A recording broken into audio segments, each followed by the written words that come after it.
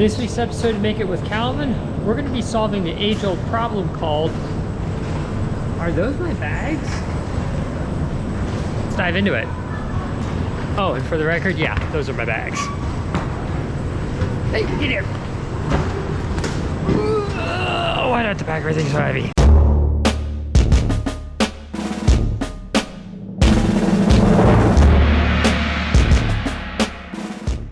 So, as you could tell from the info, we all suffer from that super awkward problem called, is that my bag at the baggage carousel, the bus stop, you name it. So that is partly what inspired this project. The other inspiration for it was last year's thermonuclear meltdown on Southwest Airlines that I got caught in. Sadly, my checked bag did not make it from San Jose to Burbank with me. It eventually did get dropped off at my job, so kudos to the baggage people over at San Jose for handling that for me.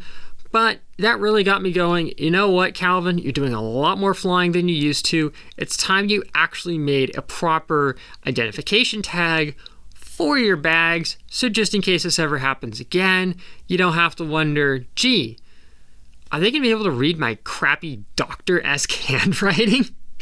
So that's kind of what got the whole project started. Also, for a long time, I've wanted to do some leather working, and I figured this was a good way to kind of get my feet wet and build a practical item.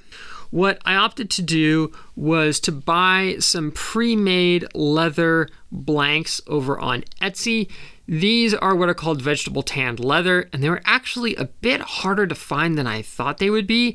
It's kind of one of those weird things where it's like either everybody and their dog was selling them or nobody was selling them, and it was kind of like, wonder what's up with that. I believe I ended up getting these from Southeast Asia along with some other stuff, and the quality on them is absolutely stupendous. I actually thought it was fake leather at first until I asked around some people who know leather. They go, oh no, that is really high quality leather. This is legit. So just something to keep in mind. Also, I should make note that it doesn't matter if you're using pre-cut blanks or you're cutting the blanks out.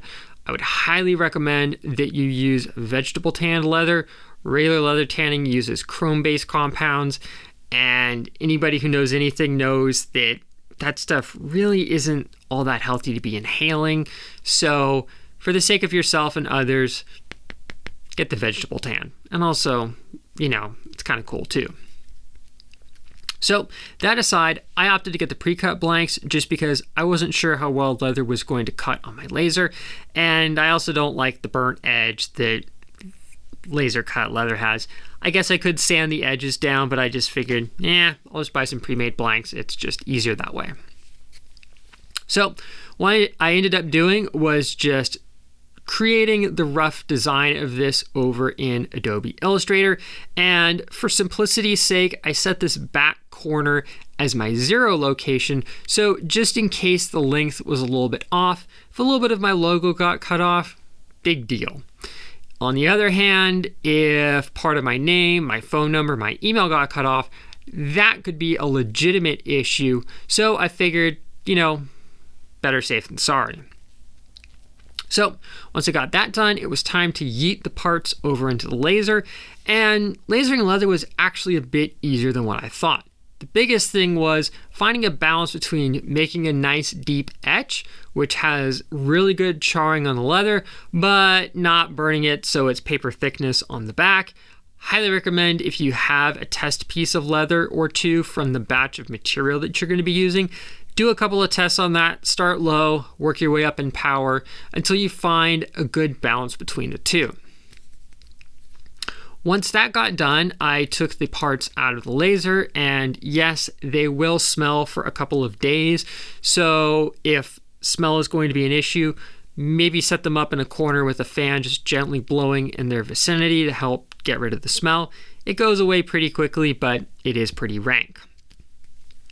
Now, once I got them lasered, I came along with a little bit of Neatsfoot Oil compound and one of these little cotton dabbers that I got as a pack over at Hobby Lobby.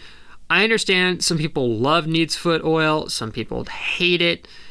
If any of you leather workers out there have your own favorite secret sauce for leather, I would love to know about it. To be perfectly clear, I'm not expecting these to last indefinitely.